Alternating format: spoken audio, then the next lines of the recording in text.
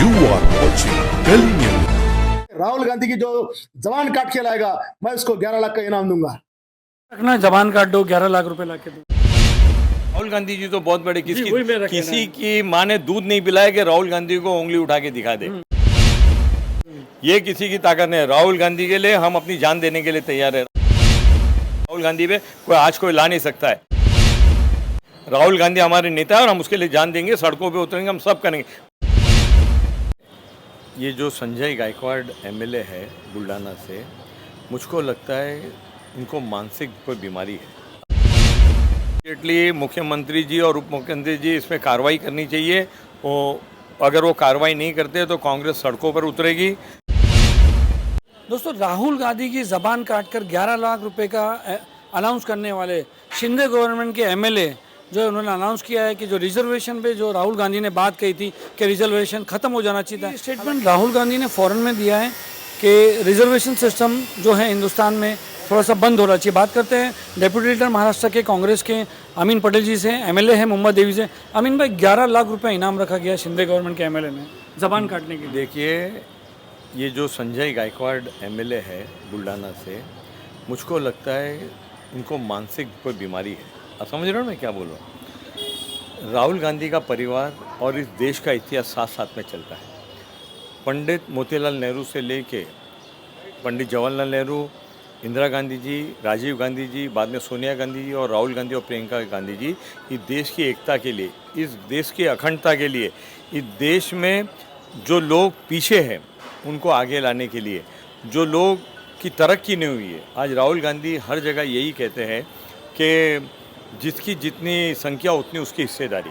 मगर वहाँ तो उन्होंने कहा था कि रिजर्वेशन सिस्टम जो है थोड़ा सा खत्म होना चाहिए। ये जो गोदी मीडिया है और ये जो बीजेपी के लोग हैं, इसको तोड़ मोड़ के आधी हकीकत दुनिया के सामने ला रहे हैं। क्या कहना चाह रहे थे? राहुल गांधी का क्रिस्टल क्लियर है, बार बात कि आप कास्ट सेंसस कीजिए। कास्ट सेंसस से हमको पता चलेगा कि कौन से समाज के कितने लोग हैं, उसी तरह से उनको हिस्सेदारी देना चाहिए। उससे देश आगे बढ़ेगा। देश जब एक निहार पे पहुंच जाता है, एक लेवल पे पहुंच जाता है, हर आदमी खुश है, सुख है, हर जाति जमाती के लोग तरक्की कर लेते हैं, तब हम कुछ सोच सकते हैं। मगर आज के दौर में, आज इस वक्त कास्ट सेंसस बहुत ज़रूरी है और जिसकी जितनी गिनती है, जितने जिसकी लोग है, जितने जिसकी संख्या है, उसको उतनी हिस्सेदारी जॉब्स के अंदर और उनको उतनी हिस्सेदारी नौकरी में मिलनी चाहिए।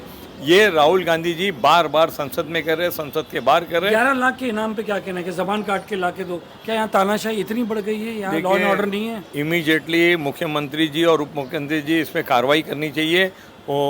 अगर वो कार्रवाई नहीं करते तो कांग्रेस सड़कों पर उतरेगी। ये बात तय है। तो कह रहे हैं कि उनका बयान वो है, उनका इंडिपेंडेंट बयान है। अगर इंडिपेंडेंट बयान भी है तो कोई भी आदमी किसी को इस तरह की धमकी दे नहीं सकता है। और जो अगर ऐसी धमकी देता वो भी किसके लिए? विपक्ष के लोकसभा के नेता है राहुल गांधी जी, कांग्रेस के सर्वोच्च नेता है राहुल गांधी जी, और जिसके परिवार से दो प्रधानमंत्री ने इस देश के लिए अपनी जान दी है, कुर्बानी दी, बलिदान दी। आप मुझको हिंदुस्तान में एक फैमिली बताइए पॉलिटिकल जिसके दादी को और पिता को इतनी निर्दय हत्या कर दी है कि देश की एकता और अखंडता को बना के रखने के लिए स्वर्गवासी इंदिरा गांधी जी और राजीव गांधी ने जान दे दी, अपने शहीद हो गए, बलिदान कर दिया इस देश के लिए। उस परिवार के लिए ऐसा कहना, मैं आपको यकीन के साथ कहता हूं कि उनका इलाज कराना जरूरी है। वो मानसिक तरह से वो प्रॉब्लम है उनको। ठीक है, राहुल गांधी जी की आपने हिस्ट्री बताई कि वो बहुत गांधी फैमिली से बड़े हैं, महात्मा गांधी, इंदिरा गांधी, सब बताया आपने। मगर एक आम आदमी के लिए भी कि जबान काट के 11 लाख रुपए, क्या ये हिंदुस्तान का कानून है? ये हिंदुस्तान की, वही मैं कह रहा हूँ कि इस परिवार ने जो बलिदान दिया है, क्यों दिया है? इस देश की एकता के लिए, इस देश की अखंडता के लिए, इस कौमी एकजुटता के लिए। आज किसी के लिए भी, राहुल गांधी जी तो बहुत बड़े किसी की माँ ने दूध नहीं पिलाया कि राहुल गांधी को उंगली उठा के दिखा दे।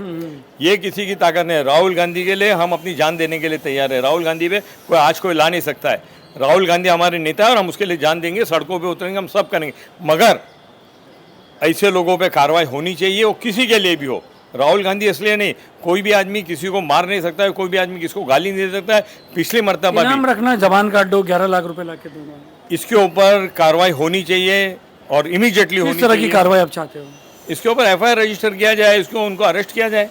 हमने इसके पहला भी जब नीतीश राणे ने बात की थी, जब भी हमने बोला कि एफआईआर दर्ज होना चाहिए, और हमने एफआईआर दर्ज कराई डोंगरी पुलिस स्टेशन के अंदर। इसके पहले भी जब रामगिरी महाराज ने बदतमीजी की थी, हमने उसके ऊपर भी कार्रवाई की बात की। कोई भी आदमी किसी भी व्यक्ति के ऊपर या किसी धर्मगुरु के ऊपर या बड़े हमारे नबी करीम मोहम्मद मुस्तफ़ा सल्लल्लाहु अलैहि वसल्लम के बारे में गुस्ताखी करेगा, उसके ऊपर फ़ौरन कार्रवाई होनी चाहिए।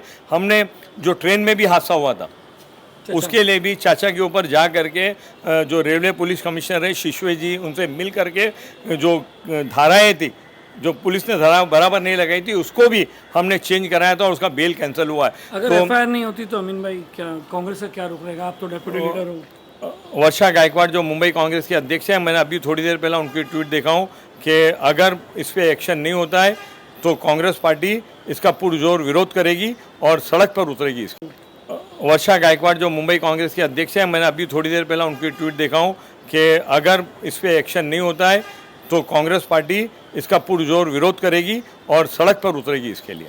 बहुत बहुत शुक्रिया।